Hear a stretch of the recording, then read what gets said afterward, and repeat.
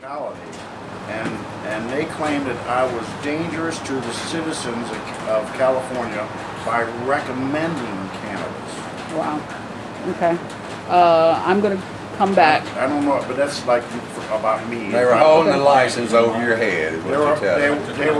They were attacking my license because the medical board is supported by the pharmaceutical industry. Exactly. Okay. Big pharma coming into play. All right. We're back with Mr. Singletary and Mr. Bedwell. We talked about money, missing money, millions, potentially billions of dollars with the casino industry that isn't trickling down like it was supposed to, is somewhere in a mystery fund that the people haven't seen. With the potential of a $9 billion business of cannabis coming to this state, Mr. Singletary, how do you prevent that shell game from happening again? Well, Regina Joyce, I don't know if you remember this, but 5 years ago, Mississippi was voted the most corrupt state in the country. We had 57 county supervisors under indictment by the federal authorities. And since then we have improved somewhat, but I should point out that Phil Bryant and Tate Reeves were both in office at this particular point in time that I'm talking about. Okay.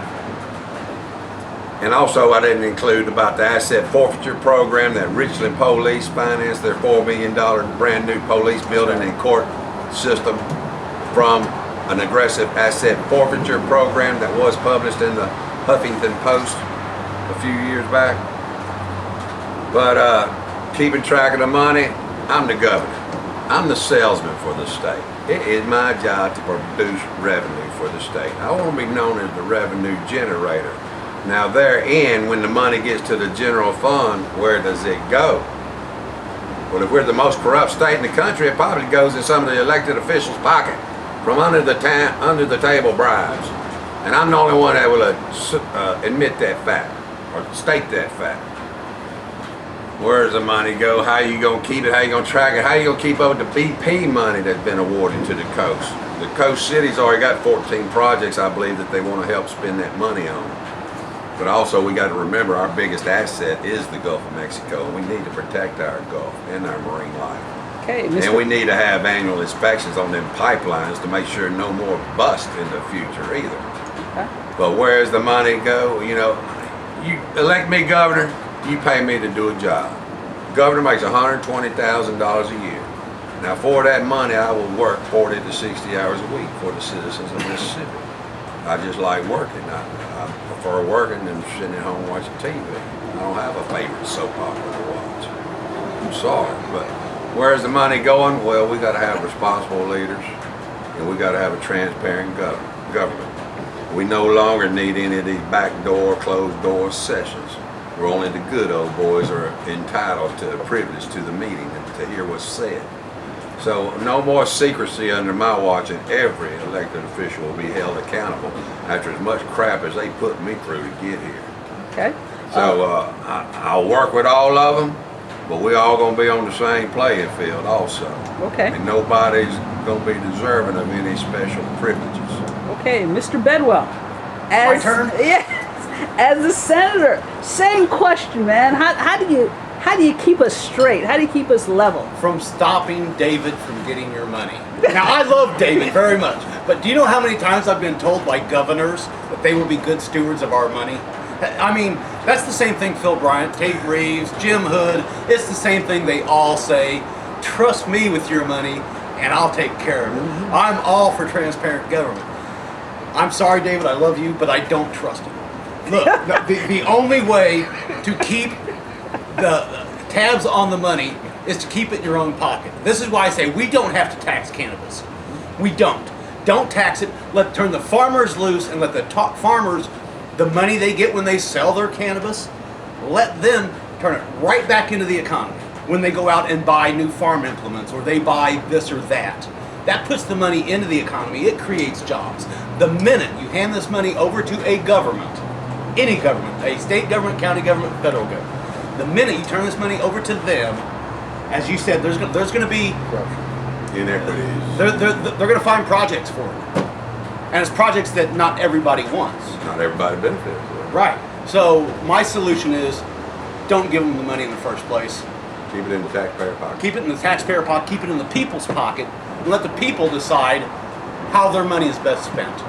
So, Okay.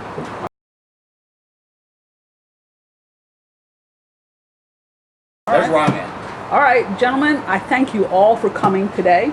And I'm going to start with Mr. Kaczmarek, since you were the last of our introduction. I want you to kind of look into the camera and give us some final thoughts. War on drugs, how it's affected you, what you want your fellow Southerners to know.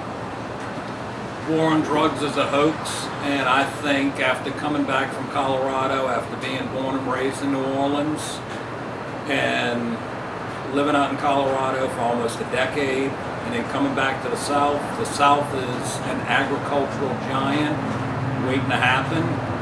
And I just think, you know what, it's time for things to change. The greatest education I ever received was by going to Colorado, seeing how the educational system's run, the infrastructure's taken care of. Coming back here, it's time to turn over a new leaf, pardon the pun, and let's get on the right track. Okay, all right, thank you very much. Brother Bedwell, I am allowing you to do what you do best. Please, final thoughts. Okay, I'm a libertarian. Now what that means is that I think you should be able to do whatever the hell you want. We have laws against harming people. You know, burglary, rape, murder, extortion, theft, etc., stuff like that. Some place where you create a victim, you harm someone. I think as long as you're not harming someone, you should be free to do whatever it is you want to do. Just because someone has some grand scheme, some grand idea, and they think this would be good for you, and I don't care whether it's cannabis or education or I can make your cotton grow faster. I don't care what it is. The government has no role in directing our individual actions. So, elect me to the Senate. I'm running for Senate District 17 here in the state of Mississippi. Elect me to the Senate and let me take my arguments for limiting government on both fiscal issues and social issues. I would limit government in all arenas by at least 80%. But elect me November 5th. Let's do it. Okay, Mr. Singletary, Yes, ma'am. you're up, sir. Tell us who, why, what, and where. As with Mr. Bedwell, I believe in small government, limited government intervention in your life, and a reinstatement of your liberties that have been taken away from you. But also one of the main important things you need to learn about me is that I'm an average common man such as yourself. I bleed red like you do, and I put on my pants one leg at a time like you do. And if I can get on the ballot to be governor of the state of Mississippi, anybody can get on the ballot to be governor of the state of Mississippi. All it requires is 1,000 signatures. All you need to find is 1,000 registered voters with a compassionate care like you have over an issue of the times, whether it be the legalization of cannabis or reduction of incarceration of inmates or providing health care to everybody. You know, all you need is 1,000 signatures to get on the ballot to make your voice heard, just as I've made my voice heard over these past 3 or 4 years, pounding the pavement, trying to get cannabis legal in this state that so direly needs the industry. You know, Mississippi is poverty stricken and predominantly agricultural. So cannabis as an industry suits us to the T. You don't have to have a high school education to grow marijuana. You know, and as Mr. Bedwell, I say issue as many permits as we can issue initially, and let the economic laws of supply and demand weed out the competition. You know, that way you don't have big pharma coming in here and controlling the industry for the state. And with me as an independent candidate, you know, I'm completely separate from the 2 major political parties in the country, which are Democratic and Republican. I owe no favors. I kiss nobody's butt to get here. I finance myself. It's all come out of my pocket, as you well know, Regina Joyce. And that's because I'm compassionate about relieving pain and suffering in my lifetime in my state, because I know there's other Mississippians hurting just like I am. And above all, I want this state to quit being last, because we got the resources and the talent and the ability of everybody else in this country. And we should not be last consistently. We've been last consistently my whole life, which is in excess of 60 years. Now the people of Mississippi need to realize that that's a systematic problem within their political system they have established up in the capital in Jackson, Mississippi. And you get involved and you make the change. Okay, thank you. Well, Dr. Allen, last but certainly not least, sir. Final word. Well, cannabis works on this mechanism that controls all your body functions. It's called the endocannabinoid signaling system. And the discovery of the endocannabinoid signaling system is the single most important human discovery ever, and will save more lives than the discovery and application of sterile surgical technique. So what this means is more people will be saved by manipulation of the ECS than are currently saved by surgical techniques.